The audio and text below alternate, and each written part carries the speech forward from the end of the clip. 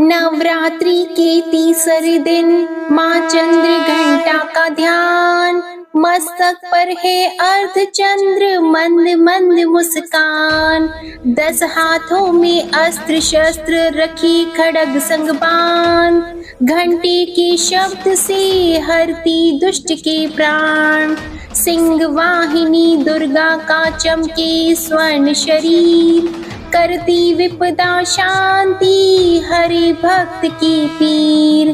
जय माता दी। ओम नमः शिवाय। प्रिय भक्तजनों, आज चैत्र नवरात्रि का तीसरा दिन है और आज चैत्र मास के शुक्ल पक्ष की तृतीया तिथि है। आज का दिन माता चंद्र घंटा को समर्पित होता है। आज के दिन माता चंद्र घंटा की कथा को सुनने से शारीरिक और मानसिक कष्टों से मुक्ति मिलती है। नकारात्मक ऊर्जाओं को दूर कर माता रानी अपने भक्तों की रक्षा करती है। भावनाओं को स्थिर कर धन वैभव की प्राप्ति कराती है। निराशा, निर्बलता, दरिद्रता जैसे विकार भस्म हो जाते हैं। शक्ति, ऊर्जा और साहस जैसे गुण श्रवणकर्ता के तन और मन में समाहित हो जाते हैं। तो आज मैं आपको सुना रही हूँ चैत्र नवरात्रि में सुनी जाने वाली माँ चंद्र घंटा की बड़ी ही दुर्लभ कथा। तो आप सभी भक्तजन इस कथा को बड़ी ही श्रद्धा और प्रसन्न चित्त मन से सुनिएगा।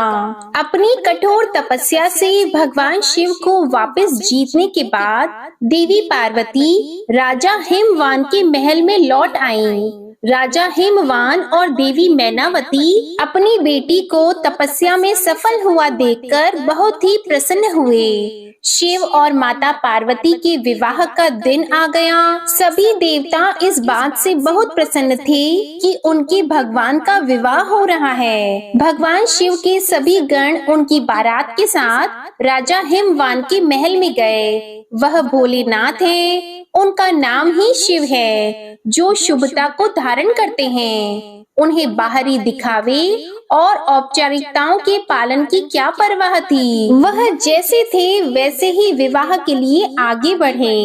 वासुकी और तक्षक जैसे सबसे भयानक सांपों के साथ उनकी माला, कंगन, कमरबंद और बालियां थी। उनके बाल उलझे हुए थे। उनका पूरा शरीर शमशान की राख से ढका हुआ था। उन्होंने अपने 5 सिर प्रकट किए। वह प्रभावशाली, उग्र और तीव्र दिख रहे थे। वह बारात में राजसी घोड़ों पर सवार अन्य लोगों के विपरीत एक बैल पर सवार होकर आए थे। मैना देवी माता पार्वती की माँ, जो अपने दामाद पर नजर डालने की उम्मीद से प्रतीक्षा कर रही थी, जिसके लिए उनकी बेटी ने इतनी कठोर तपस्या की थी, भगवान शिव के प्रकट होने पर हैरान और निराश हो गई।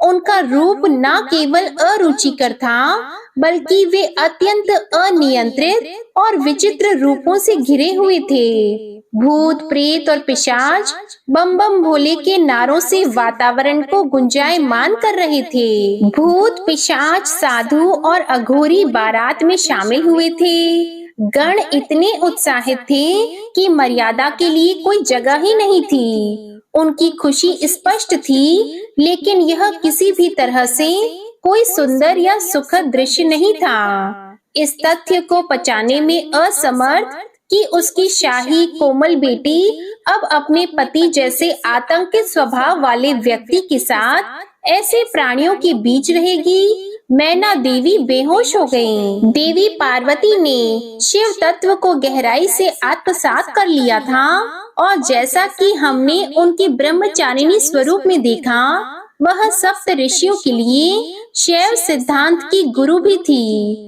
फिर भी अपनी पूरी करुणा के साथ उन्होंने एक माँ के रूप में मैना देवी की दुर्दशा को समझा।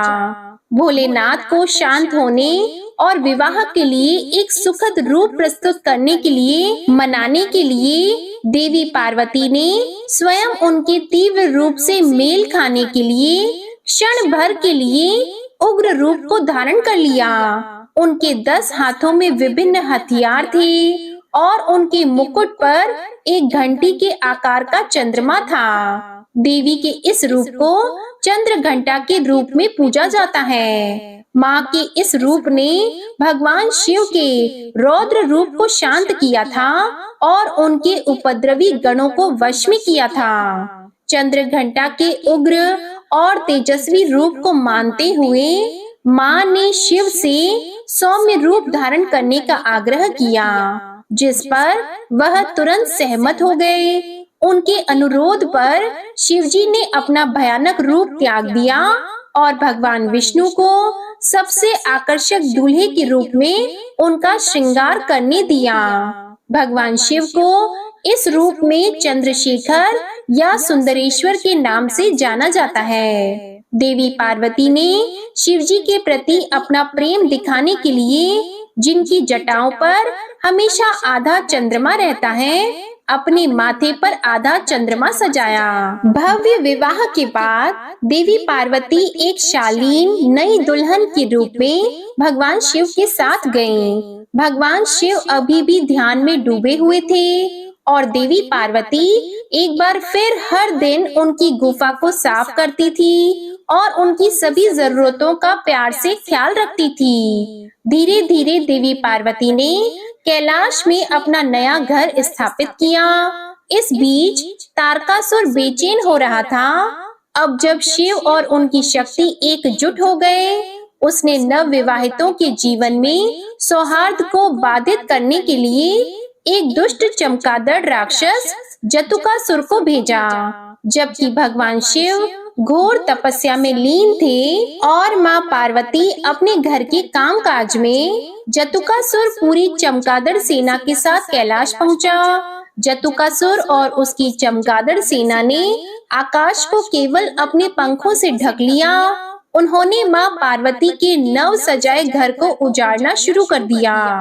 अभी भी एक संकोची दुल्हन और राक्षसों और असुरों के तरीकों में नई माँ पार्वती ने शक्तिशाली नंदी की मदद लेने का फैसला किया, लेकिन नंदी कहीं नहीं मिला। इस बीच भगवान शिव के अन्य गणों ने जटुकासुर और उसकी शक्तिशाली सेना से सुरक्षा के लिए उनसे प्रार्थना की, क्योंकि उन्हें बार बार जटुकासुर के हाथों हार का सामना करना पड़ता था और भगवान शिव अभी भी गहरी तपस्या में थे। तब माँ पार्वती स्वयं शिवजी से मिलने गईं। उन्होंने उनसे इस स्थिति से बाहर निकलने का मार्गदर्शन करने के लिए विनती की। फिर भी अपने तप से विचलित न होते हुए भगवान शिव ने उन्हें भीतर से सशक्त बनाने का निर्णय लिया। भगवान शिव अपनी साधना में गहरे थे। तभी पार्वती को जतुकासुर से स्वतंत्र रूप से लड़ने की प्रेरणा मिली। तभी उन्होंने अकेले ही जतुकासुर से मुकाबला करने का फैसला किया। वह गुफा से बाहर निकली और देखा कि आकाश अभी भी अंधेरा था, चमगादड़ों के पंखों से ढका हुआ था। उन्होंने चंद्रदेव से प्रार्थना की कि वह उनके लिए युद्ध के मैदान को रोशन करने के लिए उनके मस्तक पर आराम करें। युद्ध के मैदान में उनकी सहायता करने के लिए हिमालयी भेड़ियों का एक झुंड उनकी सहायता के लिए दौड़ा। देवी पार्वती को जल्द ही पता चला कि जतुकासुर आकाश में चमगादड़ों द्वारा सक्रिय था, इसलिए वह युद्ध के मैदान में एक विशाल घंटा लेकर आई। घंटा इतनी जोर से बजी कि चमगादड़ों ने आसमान साफ कर दिया। जैसे ही भेड़ियों में से एक ने जतुकासुर को मार डाला, देवी पार्वती ने उसके सिर पर घंटे से प्रहार किया, जिससे वह एक ही झटके में मर गया। माथे पर चंद्र और हाथ में घंटा लिए देवी के इस रूप को ब्रह्मदेव ने देवी चंद्र घंटा के रूप में महिमा मंडित किया। सर्व मंगल मांगल्ये शिवे सर्वार्थ साधिके शरण्ये त्र्यंबके गौरी नारायणी नमोस्तुते। प्रिय भक्तजनों, यह कथा इस बात का प्रतीक है कि अपने अंदर की शक्ति को पहचानने के लिए हमें दैवीय प्रेरणा की आवश्यकता है, जैसा कि भगवान शिव ने बाद में माँ पार्वती को बताया। चंद्र घंटा के रूप में युद्ध उनके पास मौजूद अपार शक्ति का एहसास करने के लिए था। घंटे के आकार के अर्ध चंद्र से सुशोभित सुनहरे रंग वाली और 10 भुजाओं वाली वह सुनहरे शेर पर सवार है। 8 कोमल, हाथ में त्रिशूल, गदा, तीर, धनुष, तलवार, कमल, घंटी, एक रुद्राक्ष माला और कमंडलू पानी का बर्तन है, जबकि उनका एक हाथ अभय मुद्रा अर्थात भय दूर करने वाली मुद्रा में है। उन्होंने नारंगी रंग के वस्त्र पहने हैं। वह शेर या बाघ पर सवार है, जो बहादुरी और ताकत का प्रतीक है। जय माँ चंद्र घंटा। प्रेम से बोलिए माँ चंद्र घंटा की जय। ओम नमः शिवाय। जय माता भगवती। प्रिय भक्तजनों, आइए अब सुनते हैं माता पार्वती माँ भवानी की पुत्री मनसा देवी की कथा। भगवान शिव की मानस पुत्री होने के बाद भी मनसा देवी की पूजा शिव परिवार की तरह नहीं हो रही थी, जबकि उनके परिवार के ही माता पार्वती, गणेश जी, कार्तिक भगवान, भैरव, नंदी आदि की पूजा हो रही थी, जिसकी वजह से मनसा देवी असंतुष्ट रहती थी और इस समस्या को लेकर वे भगवान शिव के पास गईं। उनकी शिकायत को सुनकर शिव जी ने कहा, हे पुत्री मनसा, पृथ्वी पर चंपापुरी में एक सौदागर चंद्रधर मेरा विख्यात एवं कट्टर भक्त है। सर्वप्रथम उसी सौदागर से तुम पूजा लो। अगर वह तुम्हें पूजा दे देगा तो तुम्हारी पूजा इस पृथ्वी पर शिव परिवार की तरह होने लगेगी। मनसा देवी चंपापुरी के चंद्रधर के पास प्रकट हुई और उस सौदागर से अपनी पूजा मांगी, लेकिन चंद्रधर ने उनकी पूजा करने के बजाय उनकी अवहेलना कर डाली। परिणाम स्वरूप सौदागर के 6 पुत्रों को मनसा देवी के विष का कोप भाजन शिकार होना पड़ा। सभी पुत्र सर्प के दंश के शिकार हुए। कट्टर शिव भक्त चंद्रधर फिर भी मनसा देवी की पूजा को तैयार नहीं हुआ। कुछ समय बाद चंद्रधर को बाला लखिंदर के रूप में 7वां पुत्र प्राप्त हुआ। माता मनसा देवी के श्राप के अनुसार बाला लखिंदर की मृत्यु सर्पदंश से सुहाग रात के दिन सुनिश्चित थी। हठी सौदागर ने भगवान विश्वकर्मा का आह्वान कर लोहा बांस का एक ऐसा अद्भुत भवन बनाने को कहा, जिसमें सुरक्षा को लेकर कोई छेद छोड़ने को नहीं कहा गया। इस बात का पता चलते ही मनसा देवी ने कारीगरों को बुलाकर एक छोटी सी सुराग मकान की दीवार में छोड़ देने पर राजी कर लिया, जिसे आसानी से देखा नहीं जा सकता था। बाला लखिंदर का विवाह नवगछिया के पास उज्जैनी गांव के बासु सौदागर की पुत्री बिहुला से हुआ।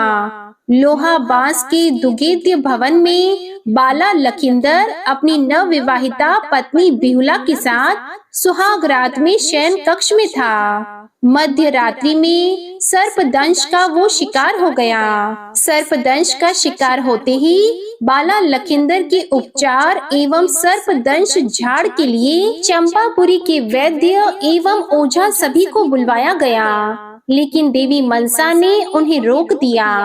फलस्वरूप तेज विष के कारण लखिंदर की मृत्यु हो गई। मृत्यु के बाद सती साध्वी बिहुला पति को पुनः जीवित करने के लिए संकल्पबद्ध होकर विश्वकर्मा जी का आह्वान करती है और विशाल नौका पर कई मंजिलों वाली मंजूषा बनवाई। उसे लहसन माली ने विविध चित्रों से सजाया। उसी मंजूषा पर बिहुला अपने पति के पार्थिव शरीर को लेकर चंपापुरी से स्वर्ग के लिए जल मार्ग से प्रस्थान करती है। उसने लाल साड़ी पहन रखी थी और सिंदूर लगा रखा था। नदी के किनारे उस शव को बहुत दूर ले गई। वह अपने पति को पुनः जीवित करने पर तुली हुई थी। बहुत दिनों तक उसने कुछ भी नहीं खाया था, जिससे उसका शरीर सूख गया था। लखिंदर के शरीर से दुर्गंध भी आने लगी थी। उसके सारे शरीर में कीड़े पड़ गए थे, मात्र उसका कंकाल ही शेष रह गया था। बिहुला नाव को किनारे की ओर ले चली। उसने वहां पर एक धोबिन के मुख से तेज टपकता हुआ देखा। बिहुला के कठोर तप को देखकर मनसा देवी ने ही उस धोबन को वहां भेजा था। उस धोबन ने बिहुला से कहा, हे पुत्री, तुम मेरे साथ देवलोक में चलकर अपने नृत्य से महादेव तथा सभी देवताओं को प्रसन्न करो, तो तुम्हारे पति पुनः जीवित हो जाएंगे। बिहुला ने उसकी सलाह मानी और वह उसके साथ चल पड़ी। पति की अस्थियां उसके वक्ष स्थल से चिपकी थी। वह अपने पति की स्मृति से उन्मत्त होकर इस प्रकार से बिहुला स्वर्ग की ओर चल पड़ी। रास्ते में जाते हुए बहुत सारी कठिनाइयां उसे झेलनी पड़ी। उसे रूह कपा देने वाली बैतरणी नदी को भी पार करना था, जो कि यमलोक में थी। उसने गौ माता का आह्वान किया और कहा, हे गौ माता, यदि मैंने सच्चे हृदय से आपकी सेवा की है, मेरे मन में लेश मात्र भी छल कपट नहीं है, तो आप मेरी सहायता करें। यह सुनकर गौ माता तुरंत वहां प्रस्तुत हो गई और बिहुला को अपने पूंछ के सहारे बैतरणी नदी को पार कराती हैं। इस प्रकार सती सावित्री बिहुला अपने पति को लेकर बैतरणी नदी को पार करती है। यमलोक होते हुए यमराज के प्रश्नों का जवाब देते हुए उन्हें प्रसन्न करती है तथा बिहुला इंद्रासन पहुंच गई। बिहुला ने अपने सतीत्व, तेज एवं अकाल भक्ति नृत्य से भगवान इंद्र को प्रसन्न कर दिया। भगवान इंद्र सहित सभी देवताओं ने उसे मनोवांछित वर मांगने को कहा, तो बिहुला ने अपने पति का जीवन दान मांगा। इस प्रकार से सभी देवताओं ने मिलकर माता मनसा देवी के अनुग्रह से उसके पति को जीवित कर दिया। तब बिहुला ने अंत में आकर देवताओं से कहा, उसे अपने 6 ज्येष्ठ का जीवन भी दान में चाहिए। भगवान इंद्र ने सहर्ष उसकी मांग स्वीकार कर ली। फिर क्या था, सातों भाइयों के साथ बिहुला चंपापुरी अपने ससुराल लौट आई और बिहुला का भव्य स्वागत किया गया। माता मनसा देवी वहां प्रकट हुई और बिहुला के समक्ष पुनः अपनी पूजा का प्रस्ताव रखा। तो बिहुला के ससुराल के सभी लोगों ने माता मनसा देवी को पूजा देना स्वीकार किया, लेकिन चंद्रधर अपनी जगह अडिग रहा। उसकी घोषणा थी कि मेरा दाहिना हाथ शिवजी की पूजा को ही अर्पित है, इसलिए मैं पूजा नमन मात्र भगवान शिव का ही करूंगा। घर के सभी परिजनों ने मिलकर हठी सौदागर को देवी मनसा की पूजा करने के लिए मना लिया। चंद्रधर ने हामी तो भर दी, लेकिन अपने बाएं हाथ से मनसा देवी को पूजने के लिए फूल और नैवेद्य अर्पित किए। पूजा के लिए भव्य मनसा बिशहरी मंदिर का निर्माण किया गया। कहा जाता है तभी से मनसा देवी की पूजा शिव की मानस कन्या के रूप में होने लगी। उसी वक्त मनसा देवी ने बिहुला को आशीर्वाद दिया, दुनिया की सती नारियों में से उसका स्थान सुरक्षित रहेगा और उच्च रहेगा, और मनसा देवी की पूजा के साथ ही बिहुला की भी पूजा की जाएगी। तो प्रेम से बोलिए माता मनसा देवी की जय हो। जय माँ मनसा देवी। ओम नमः शिवाय। जिस प्रकार आपने बिहुला के पति का जीवन सुरक्षित रखा, उसे जीवन दान दिया, आप अपने भक्तों की सभी सुहागिनों के सुहाग को अमर रखना। जय माता मनसा देवी, जय माँ भवानी। ओम नमः शिवाय। प्रिय भक्त जनों, आइए अब श्रवण करते हैं चंद्र घंटा माँ की आरती। ओम जय चंद्र घंटा माँ, मैया जय चंद्र घंटा माँ। सर्व जगत की स्वामिनी, सर्व जगत की स्वामिनी, कृपा सदा करना। ओम जय चंद्र घंटा माँ। अर्ध चंद्रमा माथे पर, रूप अति सुंदर, मैया रूप अति सुंदर। घर घर तुम्हारी पूजा, ग्रह ग्रह तुम्हारी पूजा, पूजत नारी नर। ओम जय चंद्र घंटा माँ। नवरात्रों में तीसरी माँ का ध्यान करो, माँ की ममता पाओ, माँ की ममता पाओ, माँ की जय जयकार करो। ओम जय चंद्र घंटा माँ। 10 भुजा धारणी मैया असुरों का नाश करी। मोक्ष भक्तों को दी माँ, मोक्ष भक्तों को दी माँ, विपदा नित्य महरी। ओम जय चंद्र घंटा माँ। खड्ग खपर धारिणी जग जननी है माँ। दिव्य करी साधक को, दिव्य करी साधक को, करती माँ करुणा। ओम जय चंद्र घंटा माँ। कल्याणकारी मैया सब दुखों का नाश करी। मैया सब दुखों का नाश करी। मंगल मंगल नित हो, मंगल मंगल नित हो, जो माँ की पूजा करे। ओम जय चंद्र घंटा माँ। अनुपम रूप माँ का धर्म सदा ही बढ़े। मैया धर्म सदा ही बढ़े। कारज सिद्ध करो माता, कारज सिद्ध करो माता, द्वार तेरे खड़े। ओम जय चंद्र घंटा माँ। श्रद्धा पुष्प माँ को नित्य अर्पित करो। मैया नित्य अर्पित करो। माँ की ध्यान में रम कर, माँ की ध्यान में रम कर, जीवन सफल करो। ओम जय चंद्र घंटा माँ। चंद्र घंटा मैया की आरती नित्य गाओ। मैया आरती नित्य गाओ। इच्छा पूरी होगी, इच्छा पूरी होगी, माँ की शरण आओ। ओम जय चंद्र घंटा माँ। क्षमा याचना। हे परमेश्वरी, मेरे द्वारा रात दिन सहस्त्रों अपराध होते रहते हैं।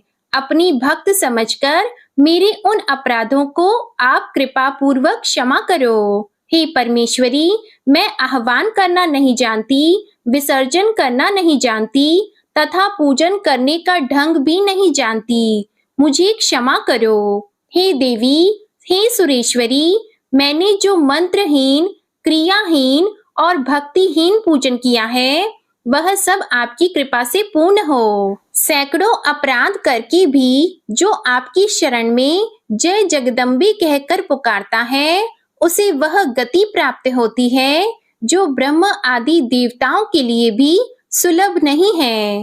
हे जगदम्बिके, मैं अपराधी हूँ, किंतु आपकी शरण में आई हूँ। इस समय दया की पात्र हूँ। आप जैसा चाहो करो। देवी परमेश्वरी, अज्ञान से, भूल से अथवा बुद्धि भ्रम होने के कारण मैंने जो कुछ भी कम या अधिक कर दिया हो, वह सब क्षमा करो और प्रसन्न हो। हे सच्चिदानंद स्वरूपा परमेश्वरी, हे जगन्माता कामेश्वरी, आप प्रेम पूर्वक मेरी यह पूजा स्वीकार करो और मुझ पर प्रसन्न रहो। देवी सुरेश्वरी, आप गोपनीय से भी गोपनीय वस्तुओं की रक्षा करने वाली हो। मेरी पूजा को ग्रहण करो और आपकी कृपा से मुझे सिद्धि की प्राप्ति हो। प्रेम से बोलिए चंद्र घंटा माता की जय। आज की कथा और आरती पसंद आए तो वीडियो को लाइक करके चैनल जरूर सब्सक्राइब कीजिएगा और कमेंट में चंद्र घंटा माता की जय जरूर लिखिएगा। जय माता दी।